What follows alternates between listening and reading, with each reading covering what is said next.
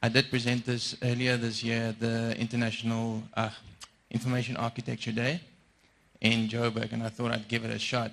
So thanks to Jonathan and the team for giving me the opportunity on such short notice.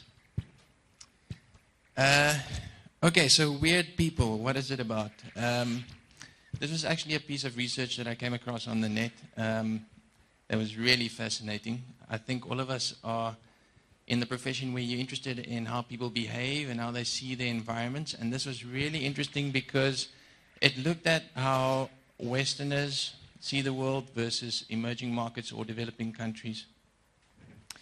And the schism in terms of how we do research and in terms of people's behavior. So I'm just going to quickly go through where I come from. If you can see the bottom left, I'm from FJORD. We're from Accenture. Accenture's design arm. We're very new in the country, but we've got a few places in the world. And we're a service design consultancy. So a few differences between UX and service design, but lots of overlap. Big difference being that we look at the total customer experience from end to end, and we look to design that in all the touch points. If that gives you an idea within a sentence. Cool, so we've got a few offices in the world, the latest ones being in Australia and Sao Paulo, and very new in South Africa, so trying to build a team, and if you want to talk to us about service design and what we're doing, you're more than welcome to approach me afterwards. Okay, so this is the FJORD Trends report that comes out every year. Very interesting, looking at wearables, where that's going, money, people's relationships with money. Some really interesting things this year that came out of it. If you want to go have a look, it's at trends.fjordnet.com. Okay, so this is nothing new. I'm going to really not spend a lot of time on it. Is there a lot of feedback? It seems like there's feedback. All right?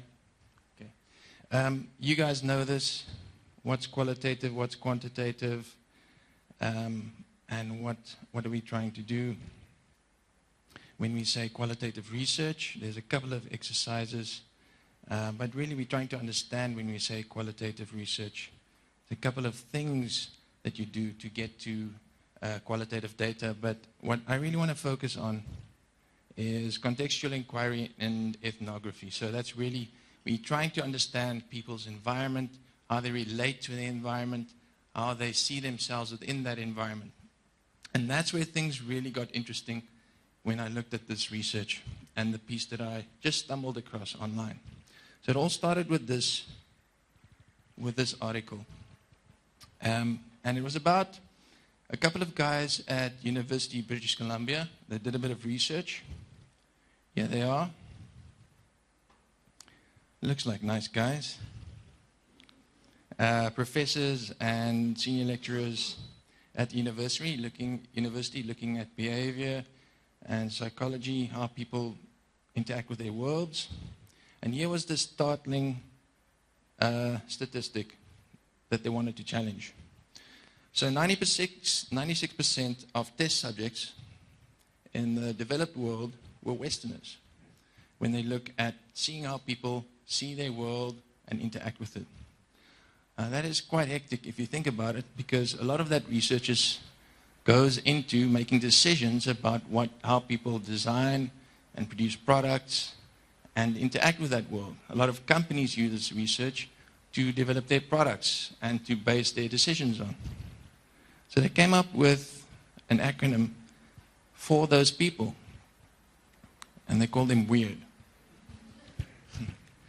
So those people are typically Western, educated, industrialized, rich, or relatively rich if you think about the skew that there's out there in the rest of the world currently, and democratic.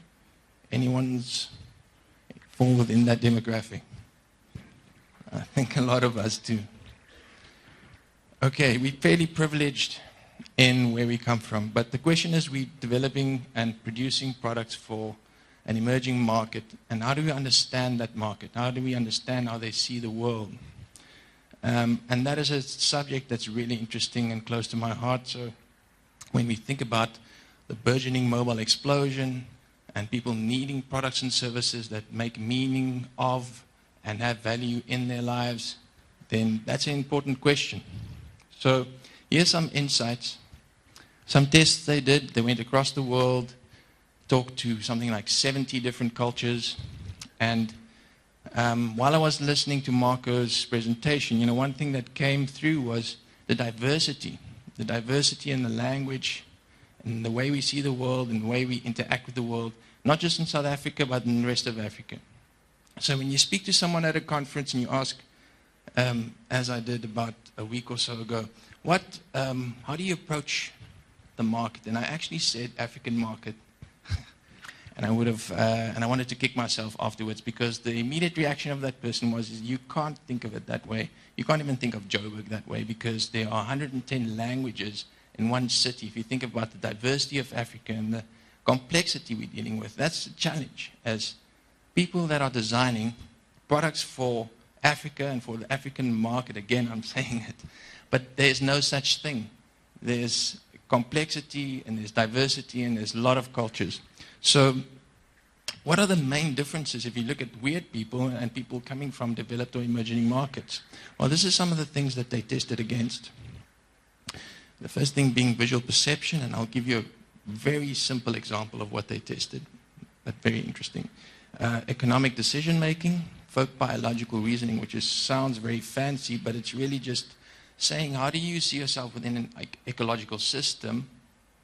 And how do you relate to other things in that system and make sense of things and start classifying it? And then spatial cognition. So visual perception. You might know this one. Which line is the longest? Should I ask it? You know the question, you know the answer, right? Okay, but why? Why do we see it that way? That is the question. Now, what they came up with is that as Westerners, or people living in a developed world, we grow up in boxes. So we live in spaces that are rectangular and have angles and boxes. And if you look at the left-hand one and right-hand one, the biggest difference is that the right-hand one is further away. But because they're both the same size, your brain is telling you that the right-hand one is actually bigger or longer, even though it's further away. Does that make sense? Yeah, you're used to judging distance and depth by angles and rectangular angles, right? So if you look at those two lines, and by the way, they both the same, did I say they said the same size, same length, right? So if you look at those two lines and you place them next to each other, the right-hand one is further away because the lines are showing you that it's in the corner going in, right? It's further away. And because they're the same size, the right-hand one seems to your brain to be larger.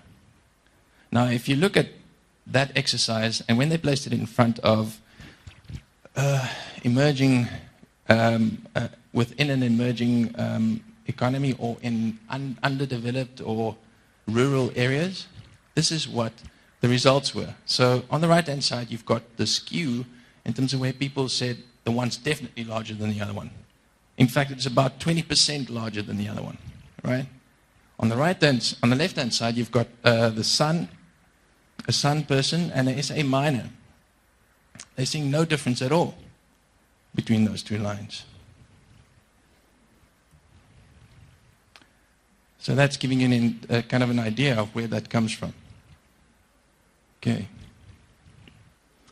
Then economic decision making. This was also interesting. A simple game, you guys might know this again, but it's called the ultimatum game, and it's very simple. And it's used to judge how people are fare with someone else when they're bartering. So the game is between two players. Normally, player A has a sum of money. Sometimes it's 100 Rand or whatever the currency is.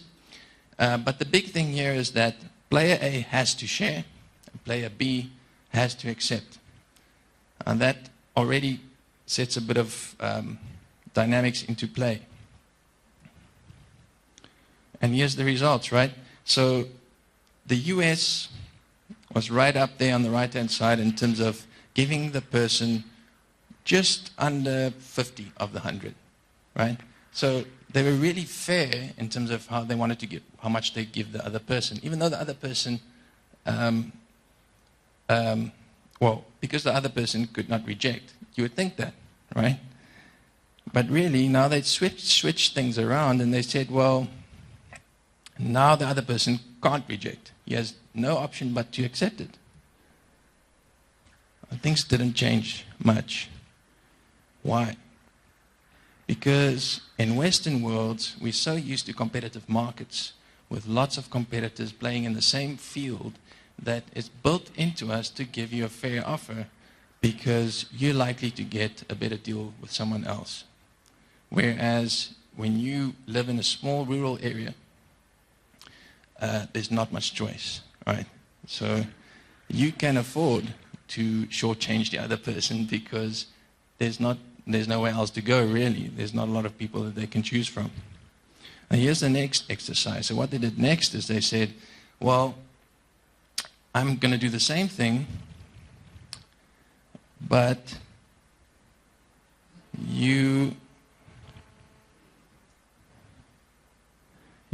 know the person, so you know how likely he is to reject you. And then it really skewed. Because, again, it's a cultural thing. And you know that that person, sorry, I should have said the previous one was anonymous.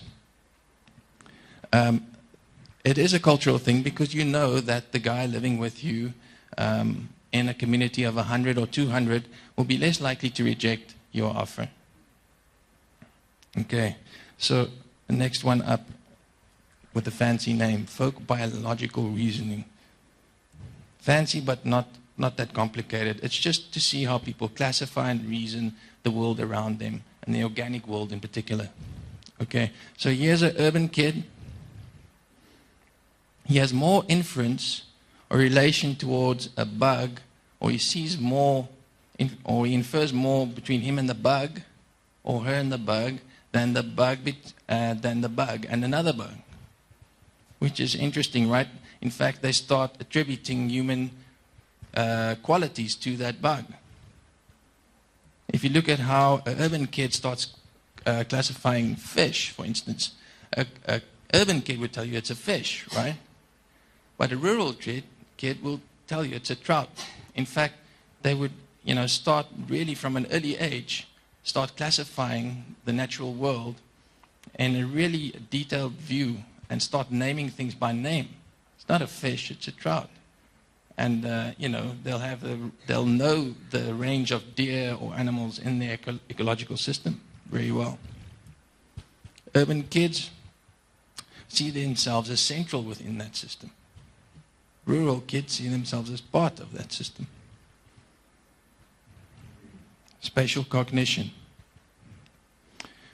So here's where language comes into play as well, which is really interesting because if you think about what we're communicating when we're building products, these things kind of matter, So two concepts here. One's egocentric and one allocentric. I think you guys know what egocentric means. Allocentric, relating to other objects. So self, egocentric, allocentric, other stuff. And how I relate to them. Again, a simple example is left versus right. So when they were in a rural setting and they asked someone, where is the door? They would point to the door and say, there's the door, right? In a city environment, in an urban environment, they would say the door's on the left-hand side. But if you flip that around, if you turned the person around and asked him the same thing, he would say the door was on the right-hand side. Whereas the person in the rural area would tell you, well, the door's still there. The door hasn't moved. Okay. So in terms of language, and this is really interesting because language is how we start describing and make sense of the world. But what I realized from this study is that language actually does the opposite. It shapes our view of the world. Of the studies they did, 3 were egocentric. and the studies around language in particular, 3 languages that they found were egocentric. The other 17 were allocentric. Those were the egocentric languages. Dutch being one of them. So I'm Afrikaans, and that's, so I'm pretty much in there. Okay, so in conclusion, what does this mean to us as user experience practitioners, people building products for people out there? The first thing I think is that different cultures foster different worlds of different views of the world and themselves. And I think that's important to recognize and to keep in mind. If you compare the industrialized world with the developing world, industrialized world is typically analytic, it's egotistical, and again, that's not a negative term, it's just how we see the world, and I, and it's synthetic in its environment. The developing world is holistic, it's communal, and it predominantly deals with and is immersed in a natural environment. And here's I think the crux is that the one is independent versus another one that's interdependent. And if you think about the building socially inherent apps and how socially enabled kind of experience fit into the emerging market and the kind of world that we deal with out there, that's, social makes a marker on that world. It just makes sense that because the communities are inherently social and interdependent and talking to one another and communal, that's a big part of their worlds. So this is one of the researchers. I just like this quote. It said, "The content of our thoughts and their process are intertwined." So lastly, the implications for us and what we do. So in terms of contextual inquiry, I don't think we can study the man without studying his environment. It's okay to take someone into a sterile place, put them in, have a one-way mirror, put something in front of them. But I think contextual inquiry has that power and the means to really understand how someone uses something within their environment.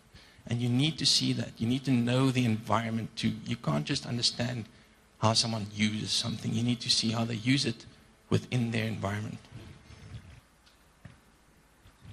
Synthesis is a really interesting topic for me, and how you want to make sense out of your data and what you get out of those sessions with users. But